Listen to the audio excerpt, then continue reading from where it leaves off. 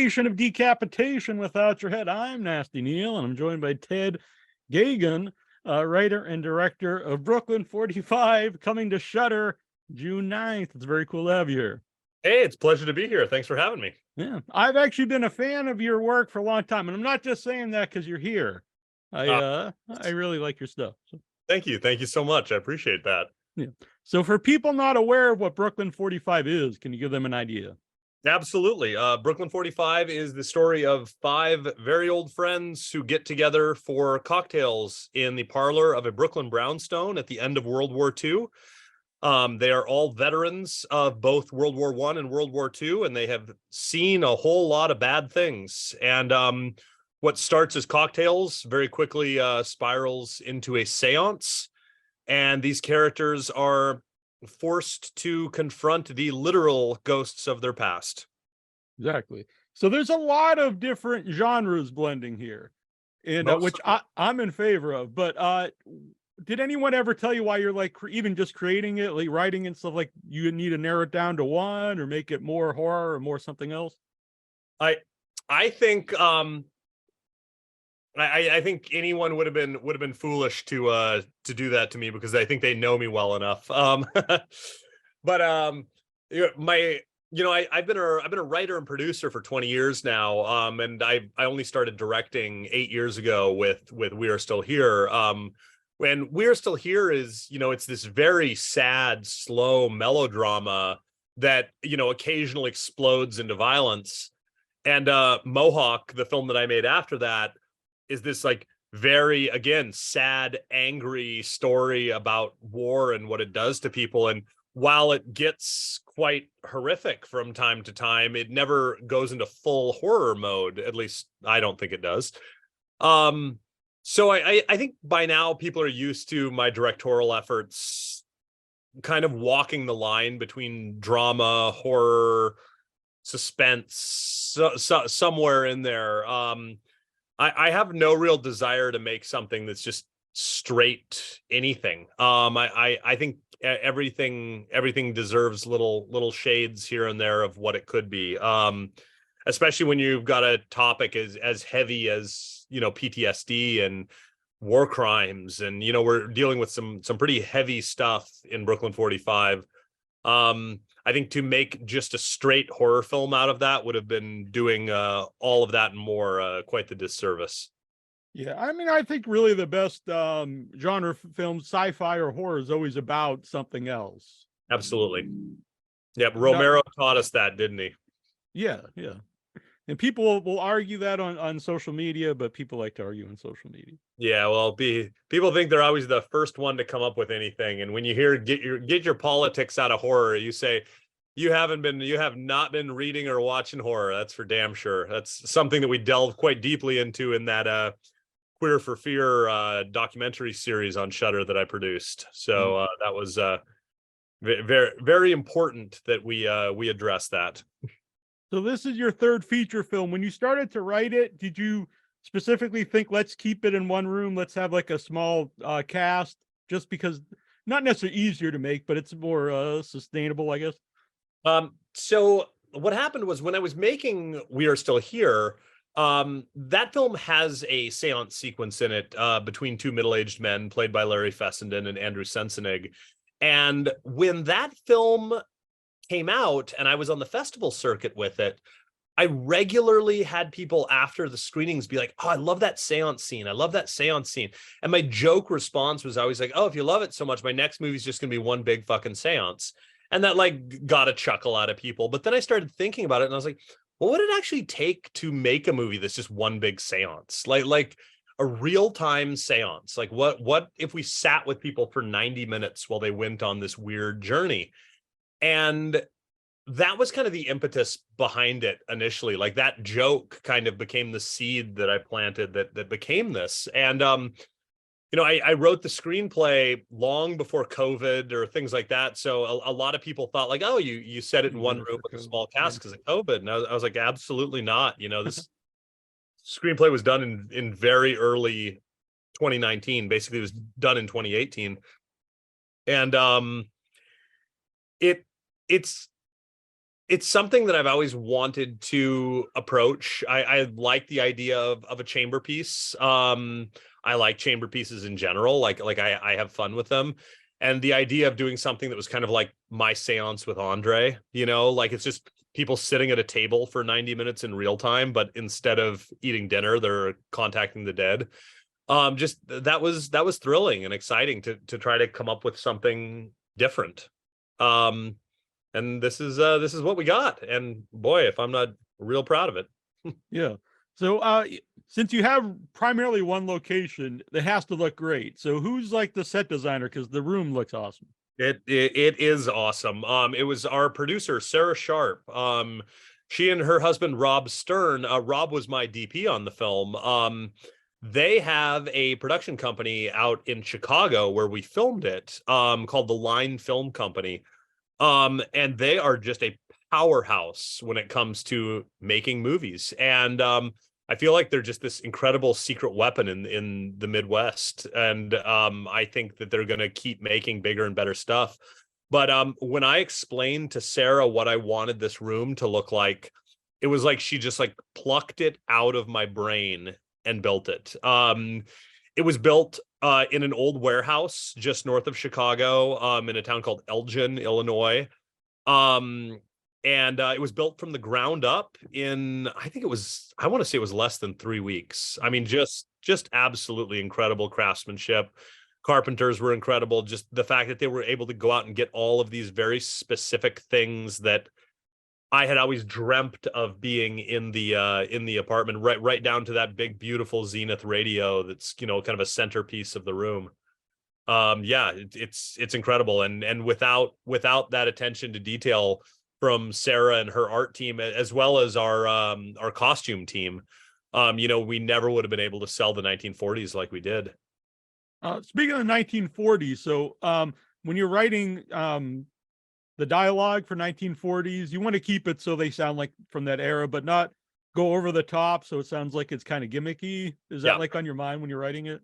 Always, it's fun to be able to dig into what sort of vernacular they had back then.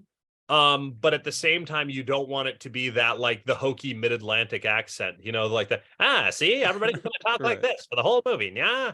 Like it can't be that, because no one ever spoke like that. The mid-Atlantic accent actually never existed in reality. It only existed in art. People talk like they talk now. They use different slang. It was really fun to be able to dig into the slang. That was something that one of the numerous things that my father assisted me with. My father was served in the United States Air Force. He was a staff sergeant. He was paralyzed in the early 70s, and after being honorably discharged from the military, he went back to college and got his degree in 20th century U.S. history. And it was really fun to be able to work with my dad on this and have him call me up all the time and go like, oh, I just thought of another great piece of slang that you've got to fit into the movie somewhere. And coming up with the very specific moments for them to use that slang in a way that it would feel organic. Yeah. Because it does feel weird saying some of these old-timey phrases. It feels weird writing it. It feels weird for the actors to say it. And finding those moments when it can come out and feel honest was so much fun. And I think we landed it. There's a lot of 40s slang in the movie, and I don't think any of it comes off as weird. I think it doesn't. Yeah, comes off like people chatting in 1945. Since your dad was also a military guy, did he help at all? Just like some of the, like maybe the story, maybe not the whole total stories, but just kind of keeping it like real that these were veterans. Very, very much so. It was once I had decided that the film was going to be set at the tail end of World War II, right at the beginning of post-war America, I knew that I needed to have my dad involved. As a very liberal anti-war pacifist, I wanted to make sure that if I'm going to write a story about veterans, that it's going to be correct and it's going to honor the actions and the sacrifices that veterans have made, because my father and my grandfather both fought for my freedoms. And even though I am, like I said, I'm anti-war, I'm anti the military machine, I am still grateful for the fact that they fought for the freedoms that I have. And every step of the way, I would reach out to my father and just to confirm that things were historically, not just historically accurate, but militarily, is that a word? Militarily accurate. And every version of the screenplay that my father read, he would come back to me with notes and say like, oh, this shouldn't be his title. It should be this. He shouldn't have fought in this battle. He should have fought in this battle. Even down to things like what lapels would have been on their coats, or, you know, who these people would have been outside of the script. And it was so valuable, and really it was, you know, all of those incredible additions that that he gave to the screenplay that I think make the story so authentic in the final film. Yeah, definitely. And because it's very dialogue heavy for most of the movie, so you have to end in one room, so you have to have good dialogue and great actors to keep it interesting. You do. It's very scary, to be honest, making a film like this, because there's always that fear as a filmmaker when you're filming something and you go like, oh, I hope I don't lose them right here. You know, like I hope I don't lose them on this little bit of dialogue, or I hope this scene isn't boring. Well, the thing is, when you're making a movie that's just one scene and in one room, there was this constant earworm of, if you lose your audience, you're never going to get them back. You're never going to get them back, because you stay in this room, you stay with these people. And that was something that just haunted me as I shot this movie.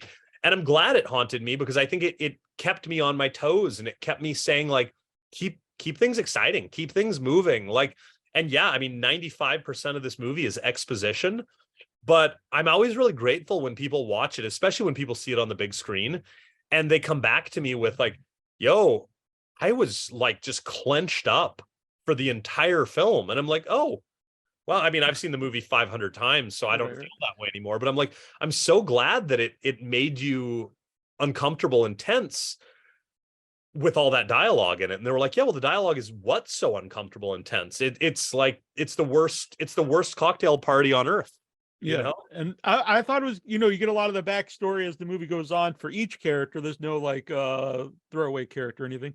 And there's no like, you know, so a lot of times a movie like that, then they would show like a flashback scene or something, but you don't get that, which I thought was I didn't really think about that till after the movie, but like I think it was more effective that way. It was very intentional that we did that.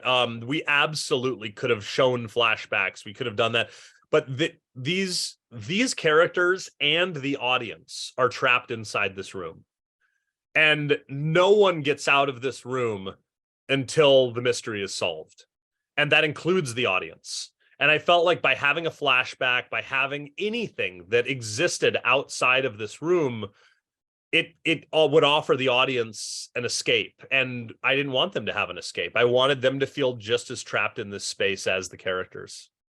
So actually casting the movie, Larry Fessenden's back in another seance scene, but a longer seance scene, a much different character. When you first told him, were you like, was he at all like, I don't want to do another seance? Larry was pretty excited to do this one.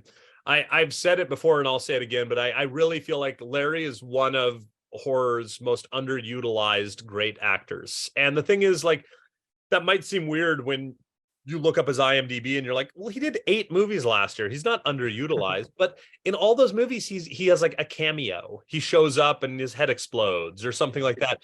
It's like, this is a phenomenal, iconic actor who is just amazing at what he does.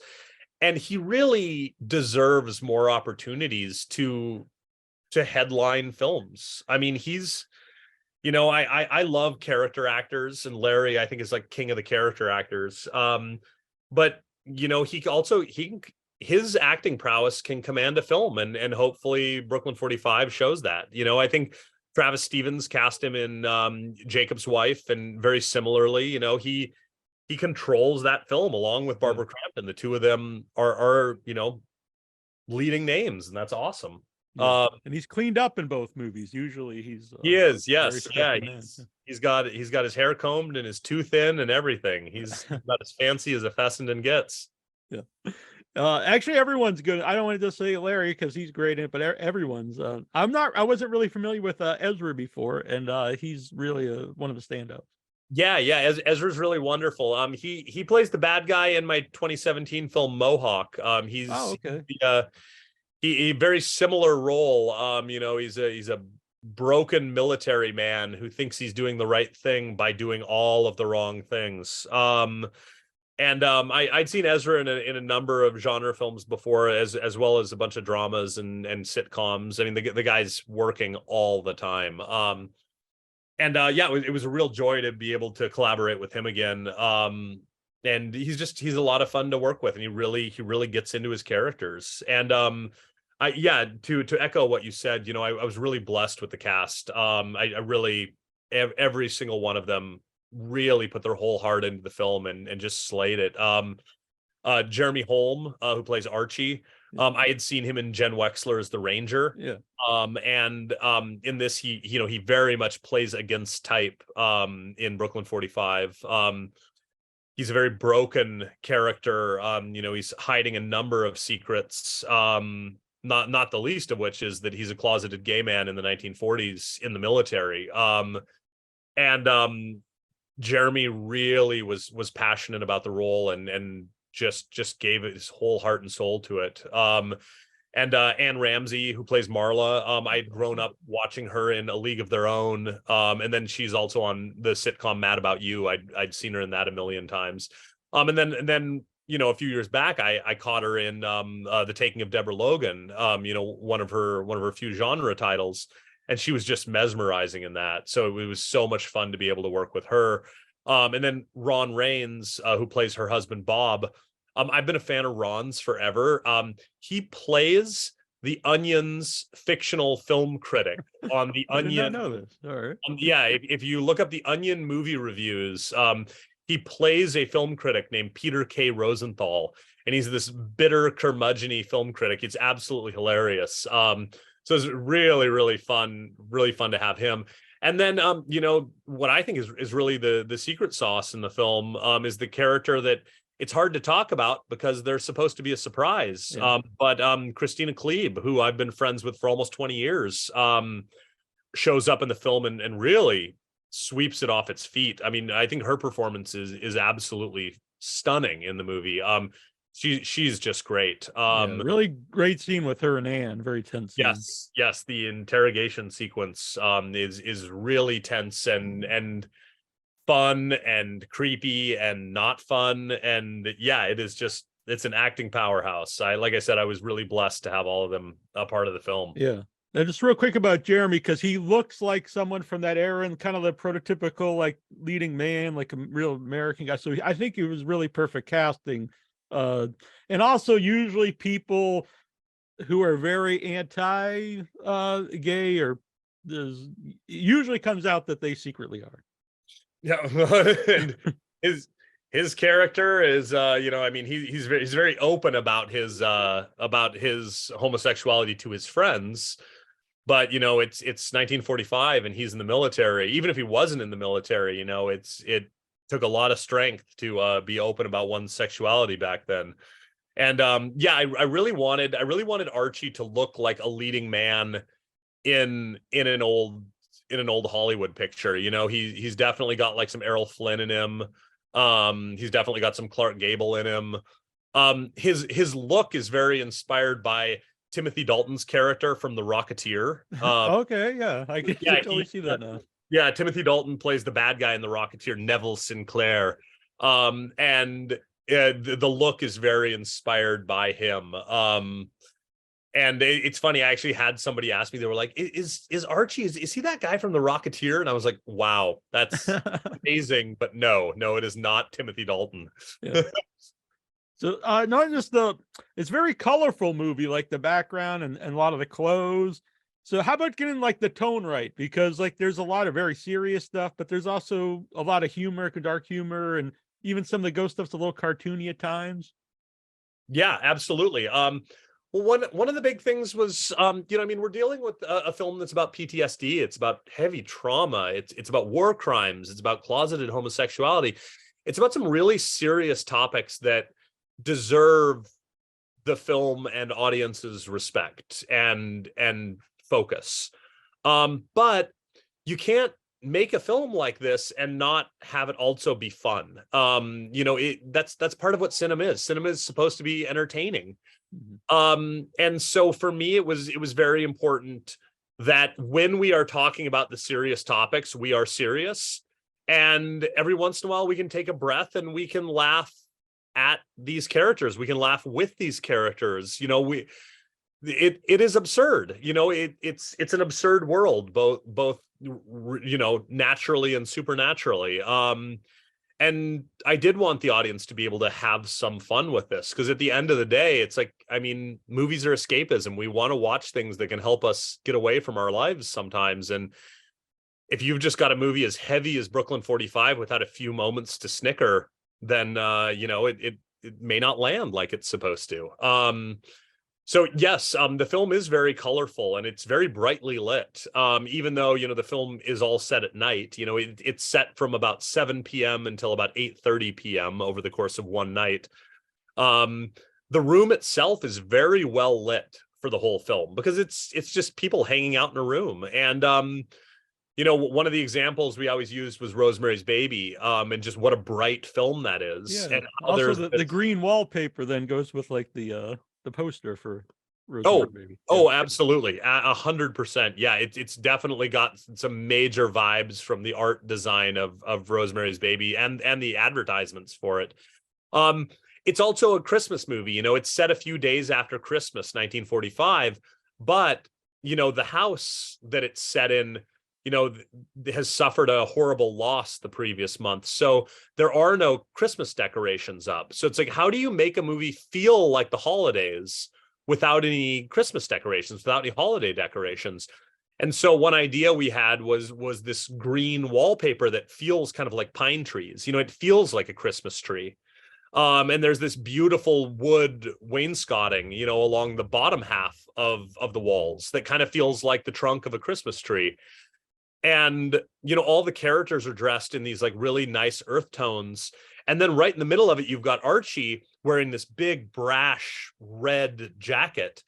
And again, I think of it as kind of like the holly, like the holly and berries. So it's like you've got this like big bit of green, and then you've got this little splash of red right in the middle that I hope is very evocative of like Christmas. I want any frame of this movie, if you look at it and go like, oh, it's a Christmas movie, and you're like, well, why do you think that? And you're like, I don't know, I just feel like it's a Christmas movie. That was very, very intentional. And then of course through the frosted glass out into the street, you can see the neighbors have put up Christmas lights. So there are Christmas lights across the street throughout the film that are kind of glimpsed here or there. So there is kind of a ghost of Christmas present looming over the film, just not in the room. Yeah, I dig it. So I unfortunately didn't get to see it at Boston Independent Film Festival when it was playing at one of my favorite theaters, the Brattle. I actually tried to make it, the but Brattle's wonderful. Yeah, shout out to them this Saturday. They're having a big sale of all stuff. I'm really looking forward to that. But so watching with an audience, though, what was that like? Just incredible. I've had the pleasure of watching it with an audience a few times. I'm actually after I'm done with this press day, I'm headed off to its one and only screening here in New York City, which I'm very excited about. But it's a real joy to watch this film. It's such an audience movie, and it's such a movie that should be watched on the big screen. I'm glad that everyone's going to be able to see it on Shudder, but I really hope that as the years roll by, we have more opportunities to show it big, because even though it's very small, it's a very intimate movie, it's meant to be watched large. I have found as the years have gone by that those are the films that I actually get more out of in the cinema, are these smaller, more intimate films, because I'm trapped there with them, and all I can do is focus on their nuances, and it makes them more interesting, more exciting. I think of like the Banshees of Inisherin. Oh yeah, I saw it at the theater too. A great movie. Yeah, like those are the type of films that people aren't rushing to the theater to see. That they rush to the theater to see the new Marvel movie. And you know what? I like Marvel movies, but frankly, I'm at the point now where I'm like, I'm fine watching them at home. Like, the idea of watching like a planet explode on the big screen versus a planet explode at home, either way, that planet's exploding, and it's going to have my full attention when it explodes. Whereas something like Brooklyn 45, like I said, it's so dialogue driven that if you're dinking around on your phone or the neighbors are being loud or whatever, you can miss some things that are very, very important to the overall theme of the film. And when you're stuck in the theater with these people, stuck in this room with these people with no choice but to be along for the ride, you just get so much more out of it. So I'm always so excited to watch it with a crowd. Plus, there are a few surprises in the film, which I won't spoil for anyone, but there are a few whoa moments. Yeah, even when I was watching home, I could definitely feel like, oh, if you were with people, like, oh, there'd be an audible reaction.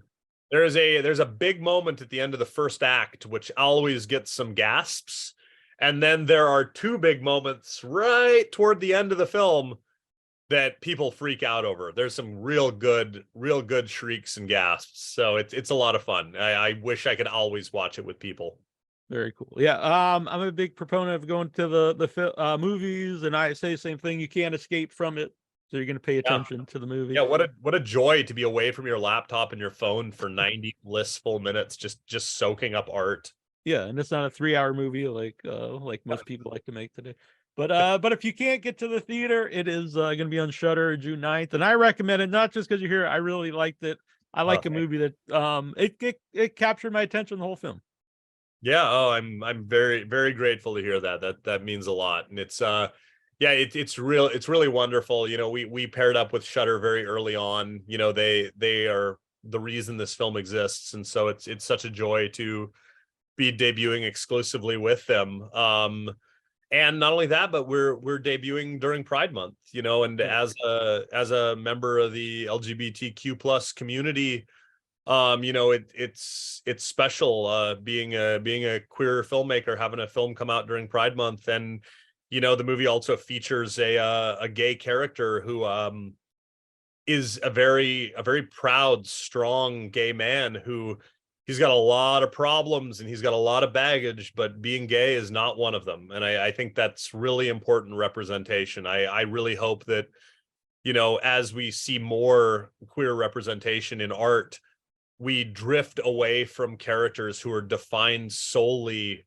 by their sexual orientation and can just be defined as good or bad or complex or whatever. And it just so happens that they're queer. Like an actual person, right? Like God forbid that we are portrayed as actual people. And I think that's one of the most important things about representation these days. As you know, we as a culture are realizing how important representation is in art. It's equally important to realize that they can't be golden gods. That is like I recently watched the James Gunn TV series Peacemaker, and what a joy that show was, not just because it's just a shitload of fun, but because like Peacemaker is a bisexual man, and it has virtually nothing to do with his character outside like a couple throwaway references that are meaningful, and a couple good laughs that are also meaningful. But also Peacemaker is a train wreck. And it's like, that's also important. It's like, you do know that bisexual people can be train wrecks. It's like, and what a joy it was to just see a character like that, so fleshed out and so honest and just like so laid bare. And I hope a little bit of Archie, you know, comes through in that same mold. Very cool. Yeah, so check it out, and also check out Queer for Fear on Shudder, and I look forward to future stuff from you. Thank you so much, Neil. I really appreciate it. Thanks so much for chatting with me. Yep. Bye.